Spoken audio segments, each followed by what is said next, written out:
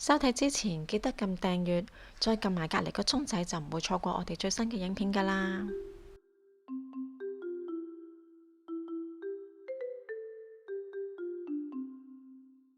首先，蘆筍用清水浸40分鐘，然後刨去口皮，切咗尾部較硬嘅位置唔要，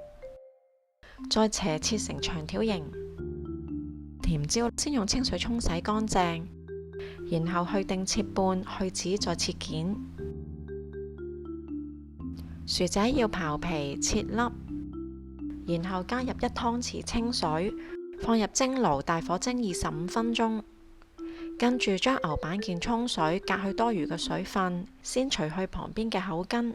然後中間剪開一半，再剪成大小相若嘅牛粒，撒少少幼鹽、少少蒜粉、少少黑胡椒、3湯匙嘅燒汁，同埋半茶匙糖，徹底拌勻，靜置30分鐘。薯仔蒸好之後，熄火加蓋焗2分鐘，然後加入少少牛油、3湯匙嘅碎芝士、1/8茶匙鹽，同埋半茶匙糖，趁熱搓壓成薯蓉。跟住準備醬汁，先落4湯匙燒汁，再落4湯匙清水，同埋半茶匙生粉或者粟粉拌勻。另外切半個橙，揸出橙汁，混合1茶匙蜜糖拌勻。